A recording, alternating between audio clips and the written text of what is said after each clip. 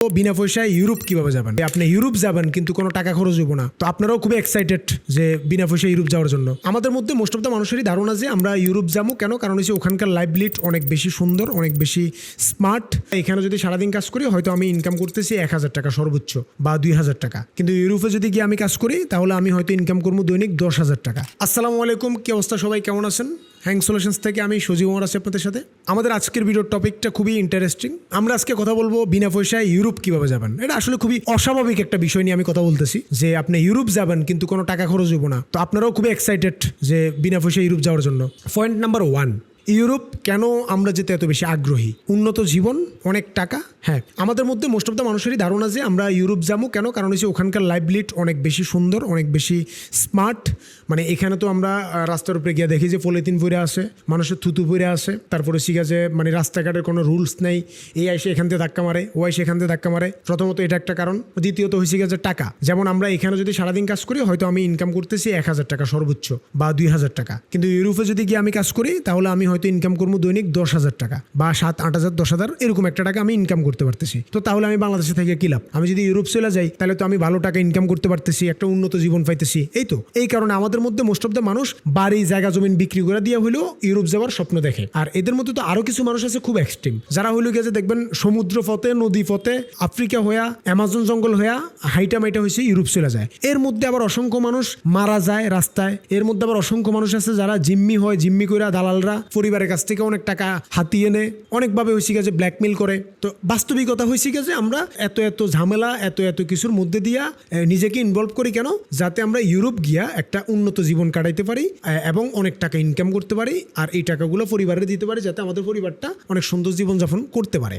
আর আরো একটা বিষয় আছে, সেটা হলো আমরা ইউরোপ থেকে আসার পরে আমাদের বিয়ে করাটা খুব বেশি সহজ হয়ে যায়। মানে ফোলা ইউরোপ থাকে এটা বলার সাথে সাথে কিন্তু মাইয়া না, শুধু মাইয়ার মা সহকারে এসে পড়ে। এটা সত্য, এটা ফ্যাক্ট। কিন্তু বাস্তবতা আসলে কেমন আমরা সেটা নিয়ে ডিসকাশন করবো আমাদের পুরো ভিডিওতে। পয়েন্ট নাম্বার 2, 2 নম্বর পয়েন্টে আমরা দুইটা বিষয় নিয়ে কথা বলবো। একটা হচ্ছে উন্নত জীবন মানে কি সুখ, আর 2 নম্বরটা হলো গিয়ে যে আমরা টাকা আসলে কার জন্য উপার্জন করি। আমরা প্রথমে আসি উন্নত জীবন মানে কি সুখ কিনা। আপনি যখন উন্নত জীবনের আশায় ইউরোপে যেতেছেন তখন কিন্তু আলটিমেটলি আপনার কি করা লাগতেছে, আপনার কয়েকটা বিষয় স্যাক্রিফাইস করতে হইতেছে। নাম্বার 1, আপনাকে আপনার পরিবারের সাথে থাকার যে সময়টা আপনি পাইতেন, যে সুযোগটা আপনি পাইতেন, সেটা আপনাকে স্যাক্রিফাইস করতে হইতেছে। আপনি যখন ইউরোপের উদ্দেশ্যে রওনা দিতেছেন বা ইউরোপের চিন্তা করতেছেন, এটা শুধুমাত্র ইউরোপ না, আমি যখন দেশ থেকে বিদেশ যাইতেছি বা যে কোনো দেশে যাইতেছি তখন ওই জিনিসটা এক্সিস্ট করে বা তখন ওই জিনিসটা আইসা পড়ে যে আমি যখন উন্নত জীবনের আশা করি ইউরোপের উদ্দেশ্যে রওনা দিলাম তখন কিন্তু আমি আমার পরিবারে রেখে দিয়ে এসে পড়লাম। এখন কেন এসেছি? আমি টাকা উপার্জন করার জন্য। আবার টাকাটা আমি কার জন্য উপার্জন করতেছি?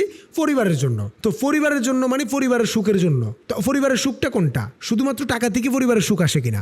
না, পরিবারের সুখ আসে। সুখ কোনটা? সুখ হলে গিয়ে যে আমি পরিবারের সাথে থাকবো, আমি মা বাপের সেবা করবো, আমি মানে পরিবারের সাথে আমি ইনভলভ থাকবো, পরিবারের সাথে আমার একটা ইমোশন থাকবে, একটা মেমোরি থাকবে। আপনি বিদেশ গেছেন, আপনি বিদেশ যদি চলে যান, আপনি বিদেশ গিয়ে যদি 30 বছর কাটাই দেন, 35 বছর কাটাই দেন, আমাদের আত্মীয় স্বজন বা আমাদের আশেপাশে এমন অসংখ্য মানুষ আছে যারা হইল গিয়ে যে আপনার দেশের বাইরে আছে অনেক বছর ধরে। তারা আলটিমেটলি কি করে? তারা দেখবেন যে আপনার পরিবারের সাথে তাদের একটা দূরত্ব সৃষ্টি হয়। মানে আপনার ছেলের সাথে, আপনার মায়ের সাথে, আপনার বাবার সাথে, আপনার ভাইয়ের সাথে ভালো সম্পর্কটা কখন থাকবে? যখন তাদের সাথে আপনার একটা ভালো মেমোরি থাকবে। এখন তাদের সাথে আপনার কোনো মেমোরি নেই। আপনি দেখবেন যে আপনার অফিসের প্রতি বা আপনার বন্ধুর প্রতি আপনার একটা ভালোবাসা আছে। সেটা কেন? কারণ বন্ধুর সাথে আপনার অনেক স্মৃতি আছে। এখন আপনি যখন ইউরোপ গিয়ে 30 বছর কাটা দিতেছেন, 35 বছর কাটা দিতেছেন, তখন কিন্তু পরিবারের সাথে আপনার ওই মেমোরিটা নাই।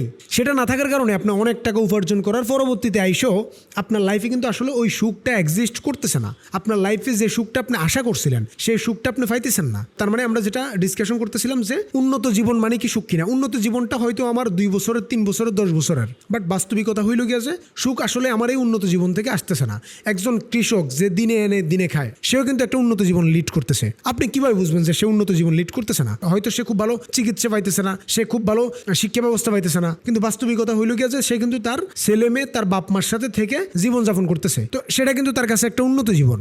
আর 2 নম্বরটা হলো যেটা বললাম যে টাকা উপার্জনের বিষয়টা। টাকা উপার্জনটা আমরা কেন করতেছি? যেহেতু পরিবারের জন্য করতেছি, তার মানে পরিবারের সাথে থাকাটা কিন্তু খুব বেশি ইম্পর্টেন্ট। আর আমি এই কথাগুলো কেন বলতেছি সেটা আপনি আরেকটু পরে বুঝবেন। পয়েন্ট নাম্বার 3, সব থেকে অস্বাভাবিক যে বিষয়টা সেটা হলো একটা সময় আমার যদি ইউরোপে গিয়ে ডলার ইনকাম করতে হইতো তাহলে কি করা লাগতো? এই যে বললাম যে এতক্ষণ ধরে যেগুলো বলতেছিলাম যে আমার ফ্যামিলি সাইডে টাকা পয়সা চিন্তা করে, উন্নত জীবনের চিন্তা করে আমার বিদেশ বা ইউরোপে হোক, যেহেতু ইউরোপ আমাদের স্বপ্ন, আমি যেটা দিয়ে শুরু করছি, আমরা ইউরোপে ধরলাম যে আমার ইউরোপ চলে যেতে হইতেছে। কিন্তু এখন এখনকার প্রেক্ষাপটে আমি ঘরে বসে ইউরোপ থেকে টাকা ইনকাম করতে পারতেছি যখন আমি ফ্রিল্যান্সিং করতেছি। তো ফ্রিল্যান্সিং এর মধ্যে কিন্তু শুধুমাত্র একটা সেক্টর না, ফ্রিল্যান্সিং এর মধ্যে ফ্রিল্যান্সিং মূলত যে কোনো সেক্টরে যে কোনো কাজ হইতে পারে। আমি আমার ভয়েস বিক্রি করতেছি, আমি কারো একজনের ডেটা এন্ট্রি করে দিতেছি, আমি কেউ একজনের ভিডিও এডিটিং করে দিতেছি, আমি কেউ একজনের গ্রাফিক্স ডিজাইন বানিয়ে দিতেছি, কিছু একটা কিন্তু আমি করে দিতেছি যেটা আমি হয়তো ইউরোপে গিয়ে করতাম, যেটা হয়তো আমি বিদেশে গিয়ে করতাম, সেটা আমি এখন ঘরে বসে দেশে বসে করতেছি। এখন যখন আমি ফ্রিল্যান্সিং করতেছি তখন কিন্তু বাস্তবিক অক্ষরে আমি উন্নত জীবনটা পাইতেছি। কিভাবে? যে আমি উন্নত টাকা ইনকাম করতেছি। উন্নত টাকা কিরকম? যে আমি ডলার ইনকাম করতেছি। আমি দেশে হয়েছে বললাম যে আমি দেশে বসে হয়তো দৈনিক 2000 টাকা ইনকাম করতাম, কিন্তু আমি যখন হয়েছি একদিন একটা কাজ করতেছি, একটা ভিডিও এডিট করতেছি, যেটা আমি হয়তো $50 একটা কাজ করলাম। $50 কাজ সমান কত টাকা? প্রায় 5 থেকে 6,000 টাকা। তো আমি যখন ঘরে বসে 5,000 টাকা দৈনিক ইনকাম করতেছি, এভারেজে যদি মাসে আমার 20 দিনও কাজ থাকে, তাহলে মাসে আমার ইনকাম হইতেছে কত টাকা? প্রায় 1 লাখ টাকার উপরে আমি ইনকাম করতে পারতেছি ঘরে বসে। তার পাশাপাশি সেই টাকাটা আমি এখন শুধু মা বাপরে ব্যাংকে ফাড়াই দিতেছি না, আমি মা বাপের জন্য নিজে গিয়া থাইকা খরচ করতে পারতেছি। আমি মা বাপের দেখাশোনা করতে পারতেছি, আমার সাথে আমার পরিবার আছে, আমার বউ আছে, আমার বাচ্চা আছে, ঠিক আছে? আমরা যারা অ্যাজ এ বিবাহিত বা আমরা যারা ফ্যামিলি ম্যান, এখন আপনি আপনার ওই যে উন্নত জীবন যেটা হয়েছে যে আপনি একটু বিদেশে গিয়ে ঘুরতেন, একটু বিদেশ দেখার শখ ছিল, একটু হয়েছে দ্বীপ দেখার শখ ছিল, একটু পাহাড় দেখার শখ ছিল, আপনি কিন্তু অনেক টাকা ইনকাম করার কারণে এখন কিন্তু আপনি যখন তখন থাইল্যান্ড যেতে পারতেছেন, যখন তখন মালয়েশিয়া যেতে পারতেছেন, যখন তখন মালদ্বীপ যেতে পারতেছেন। কিন্তু বাস্তবিকতা হলো আমরা এত টাকা পয়সা উপার্জন করি কার জন্য? পরিবারের জন্য। তা আমি যদি পরিবারের সাথেই না থাকতে পারি তাহলে কিন্তু আমার ইউরোপ গিয়ে অনেক টাকা ইনকাম করার কোনো মানে হয় না। আপনি 50 বছর ধরে মা বাপরে টাকা দিতেছেন, কিন্তু 50 বছর পর এসে দেখলেন কি মা বাবার পৃথিবীতে নাই। তখন আপনি নিজেই বলবেন যে আমি আপনারা 100 কোটি টাকা দিব, খালি আমার মা বাপরে একদিনের লাগে আমরা ফেরত দেন। তাও কিন্তু সম্ভব না। তার মানে বাস্তবিকতা কি? বাস্তবিকতা হইলো আমরা যারা ফ্রিল্যান্সার আছে, যারা ফ্রিল্যান্সিং করি, সেটা যে কোনো সেক্টর হইতে পারে। এখানে আরো একটা বিষয় আছে যে আমি ইউরোপ যাইতে কিন্তু আগে আমার 20 লক্ষ টাকা খরচ হইতো, এখন আমার 20 লাখ টাকা খরচ হইতেছে না। এখন আমি 20 লাখ টাকা খরচ না করে শুধুমাত্র 20 মাস একটা বিষয়ের উপরে প্র্যাকটিস করে কাজ করে আমি একটা অ্যাকাউন্ট করে ফ্রিল্যান্সিং মার্কেট প্লেসে আমি কি করতে পারতেছি? ইউরোপ থেকে টাকা ইনকাম করতে পারতেছি, বা যে কোনো দেশের একটা ক্লায়েন্টের সাথে কমিউনিকেট করতে পারতেছি, তার কাজটা করে দিতে পারতেছি ভালো একটা স্যালারিতে, ভালো একটা টাকায়। পয়েন্ট নাম্বার 4, এটা আমাদের শেষ পয়েন্ট। আমাদের সবার পরিবার কিন্তু 20 লক্ষ টাকা দিয়ে আমার ইউরোপ পাঠাবো এরকম ক্যাপাবল না। কিন্তু আমাদের সবার বাবার কাছে কিন্তু 20 লক্ষ টাকা নাই যে আমার দিয়া বলবো যে বাবা তুই আমেরিকা চলে যা, তুই লন্ডন চলে যা, তুই সাপোজ ইউএসএ চলে যা, কোনো একটা দেশে তুই চলে যা। তাহলে আমাদের কি করতে হবে? আমাদের মাথার থেকে ইউরোপের চিন্তাটা মাথার থেকে একদম সাইডে ফালাই দিতে হবে। ফালাই দিয়ে আমাদের যেটা করতে হবে সেটা হচ্ছে একটা স্মার্ট একটা স্কিলের দিকে মুভ করতে হবে। আমি যখন ভিডিও এডিটিং, যখন গ্রাফিক্স ডিজাইন, যখন আমি যে কোনো একটা সেক্টরের উপরে নিজের প্রতিনিয়ত ইমপ্রুভ করতে থাকবো, স্কিল ডেভেলপ করতে থাকবো, তখন ওই যে এতক্ষণ যেটা বললাম যে আমি ডলার ইনকাম করতে পারতেছি, আমি ইউরো ইনকাম করতে পারতেছি এখানে বসে। আমার এখানে কোনো ম্যাটারই করতেছে না আমি কি ইউরোপ যাইতেছি কিনা। আমি ইউরোপ না গিয়ে ইউরোপের টাকা কিভাবে ইনকাম করবো, যেটা আজকে থেকে 30 বছর আগে 20 বছর আগে সম্ভব ছিল না, সেটা এখন সম্ভব। যে আমি এখানে বসে থাকি ইউরোপের টাকা ইনকাম করবো শুধুমাত্র কি করে? ফ্রিল্যান্সিং করে। তো মূলত ওই যে আমাদের ভিডিও টপিক যেটা ছিল ইউরোপ যান বিনা পয়সায়, তো ইউরোপ যান বিনা পয়সাটা মূলত ইউরোপ না গিয়ে যদি আমি ইউরোপের টাকা ইনকাম করতে পারি তাহলে এটা কাইন্ড অফ কিন্তু মানে বিনা পয়সায় ইউরোপ যাওয়ার মতোই। আমার কিন্তু মোস্ট অফ দ্য ক্লায়েন্ট আমেরিকার, মোস্ট অফ দ্য ক্লায়েন্ট হচ্ছে যে আপনার নেদারল্যান্ড, সুইজারল্যান্ড, জার্মানি, ফ্রান্স, অসংখ্য দেশের ক্লায়েন্টের সাথে আমি কাজ করছি, যেটা শুধুমাত্র ফ্রিল্যান্সিং মাধ্যমে সম্ভব। আর ক্লায়েন্টগুলো কারা? যারা হচ্ছে ওখানকার খুব বড় বড় লেভেলে আছে, বড় বড় জায়গায় আছে। তো আমি যদি হয়তো ইউরোপ যেতাম 20 লাখ টাকা খরচ করে, তাহলে আমি কি করতাম? হয়তো কোনো একটা রেস্টুরেন্টে জব করতাম, বা কোনো একটা মানে আরো ছোটোখাটো যেসব ক্লায়েন্টগুলো আছে তাদের সাথে কাজ করা লাগতো।